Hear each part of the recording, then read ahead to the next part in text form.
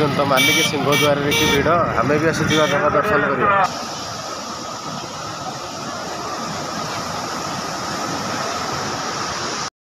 जय जगन्नाथ। कथा कौन हो कहल घरे बस बसिक कर्ममय जीवन भितर कम करी खटी खटी भाई विरक्त लगे भाविलु चल टे कालिया साहब को देखिया माँ बाट मंगला टे देखिया मालती पाटपुर टे बुलिया ठंडा पवन आनंद नवा समुद्र बाली 10 मिनट टे बसिया समुद्र बसले जो आनंद पूरा जरी पड़ से तार टे आनंद नवा तो आम देखिलु आम बड़े जो भाई भौणी मैंने निज प्रतिदिन कर्ममय जीवन भितर रही विरक्त हो जाती पूरी आनंद उठातु तो भिडियो शूट करदेली।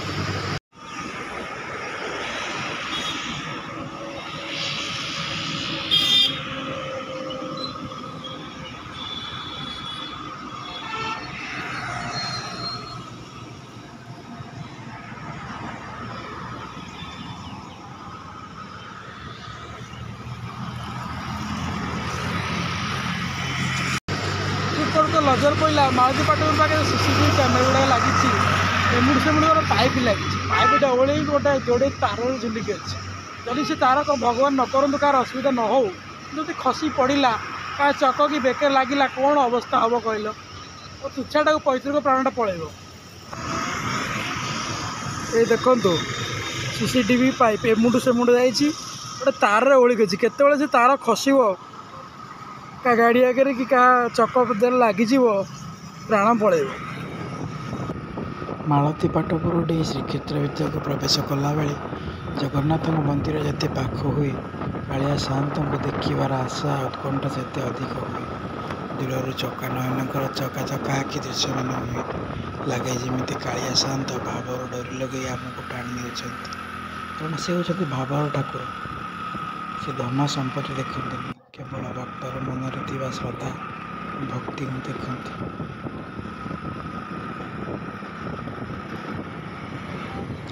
यहाँ हूँ वीर हरिकृष्णपुर छक से हरिकृष्णपुर जो पाइक वीर जयराज गुरु जन्म ग्रहण करते दूर डाण पटे जयराज गुरुंकर एक भव्य मूर्ति स्थापन करा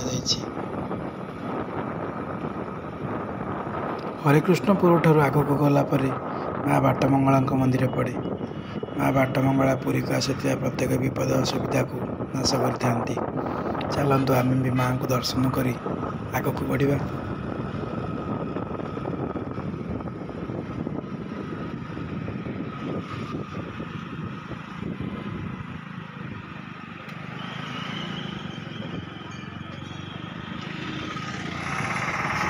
चल ये भितर जा माँ को टे दर्शन करिया बाटमंगला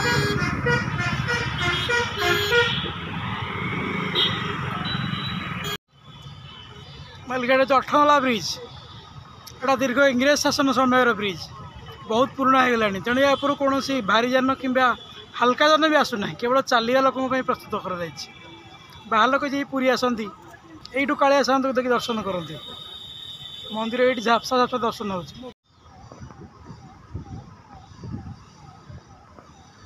यहाँ हूँ से पवित्र नरेंद्र पुष्करिणी जो पुष्करिणी आम कालिया साहंत चाप खेलती पुष्करिणी पूरा बहुत पवित्र। नरेंद्र पुष्करिणी आग को बढ़ला आम प्रवेश कलु बड़दाण्ड अनेक जानवाहन जाऊँच अनेक भक्त मंदिर अभिमुखे यात्रा कर ट्राफिक भाई भौणी मैंने ड्यूटी ठीक भाव चलाऊँच आगु दृश्यमान है आम बड़ देवल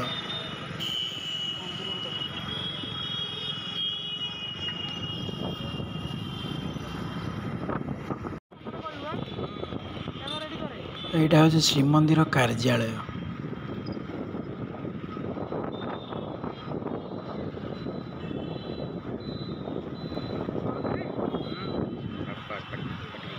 प्रभु जगन्नाथ नीलचक्र को थरे देखीदे मन लोभ मोह माया काम क्रोध सबकि दूरीभूत हो जाए केवल जगन्नाथ ही जगन्नाथ सबुआड़े विद्यमान से एपरी ठाकुर से भक्तर मन को पढ़ी नि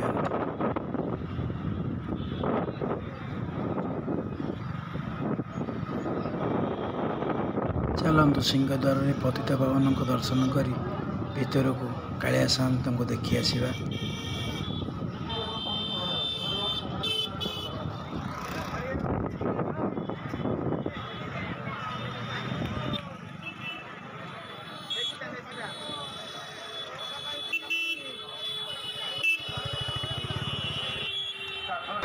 କାଳିଆ ସାଆନ୍ତଙ୍କୁ ଦେଖିଦେଲୁ, ଏଥର ଚାଲ ଯିବା ନେକ୍ସଟ ଦେଖା ହେବ ସମୁଦ୍ର କୂଳରେ। ଜୟ ଜଗନ୍ନାଥ।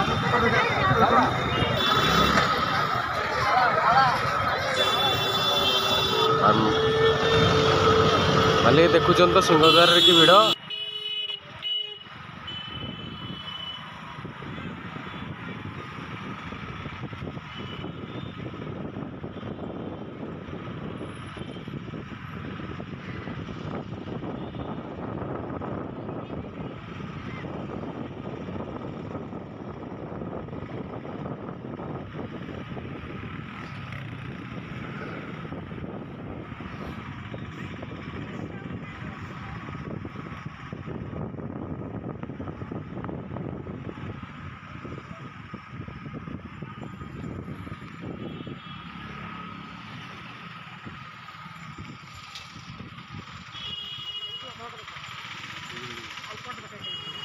ଆମେ ଆଜି ପହଞ୍ଚିଲୁ ସମୁଦ୍ର କୂଳରେ। ଖାଲି ସମୁଦ୍ର ନୁହେଁ, ଆଉ ଜଗନ୍ନାଥଙ୍କର ଶ୍ୱଶୁର ଘର। କ'ଣ ସବୁ ଦୋକାନ ବଜାର ଲାଗିଛି। ଖରାବେଳ ଟାଇମ୍ଟା ହେଇଗଲାଣି, ଦିନ 11:30 ପାଖାପାଖି ହେବଣି, ତେଣୁ ଦୋକାନ ସବୁ ବନ୍ଦ ଅଛି। ପୁରୀ ସମୁଦ୍ର କୂଳର ମାହାତ୍ମ୍ୟ ହେଲା, ଯେତେ ଖରା ହେଲେ ବି ଏଠିକି କେବେ ଗରମ ଅନୁଭୂତ ହୁଏନି।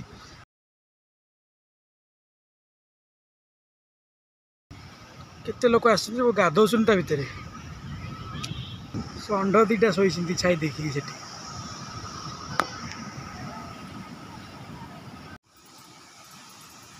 ଆଗରେ ଜଣେ ବମ୍ବେଇ ନଡ଼ୁବାଲା ଯାଉଛି।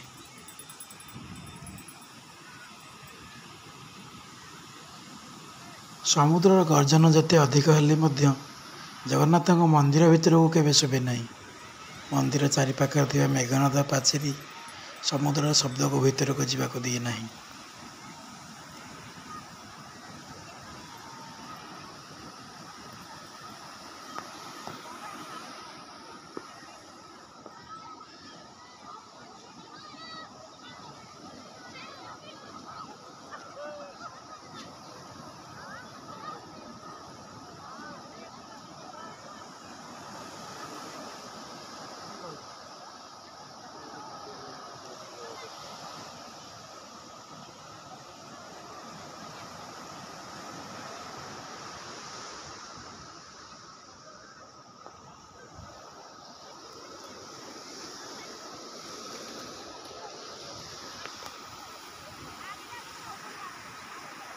ମାଲିକ ଜୟ ଜଗନ୍ନାଥ। ଏତେବେଳେ ଯାଏ ଆମ ସାଙ୍ଗେ ଲାଗି ରହିଥିବାରୁ, ଆମ ଭିଡ଼ିଓ ଶେଷ ପର୍ଯ୍ୟନ୍ତ ଦେଖିଥିବାରୁ ଆପଣମାନଙ୍କୁ ଅଶେଷ ଅଶେଷ ଧନ୍ୟବାଦ। ଏମିତି ଆମ ଭିଡ଼ିଓ ଦେଖୁଥାନ୍ତୁ। ଆହୁରି ଅନେକ ଜିନିଷ ଦେଖେଇବାର ଅଛି, ଗୋଟେ ଦିନ ସବୁ ଦେଖେଇବା ସମ୍ଭବ ନୁହଁ, ଆଗକୁ ସବୁ ଆସିବ। ରହୁଛୁ, ଜୟ ଜଗନ୍ନାଥ। ଆଜିର ଭିଡ଼ିଓ ଏଇଠି ଶେଷ, କିନ୍ତୁ ଭିଡ଼ିଓ କେବେ ସରିନାହିଁ। ପୁରୀ ବିଷୟରେ ଯେତେ ଦେଖୁଥିଲେ ବି କେବେ ସରିବନି। ସୁନ୍ଦର ତୃପ୍ତିର ଅବସାଦ ନାହିଁ, ଯେତେ ଦେଖୁଥିଲେ ନୂଆ ଦିଶୁଥାଏ।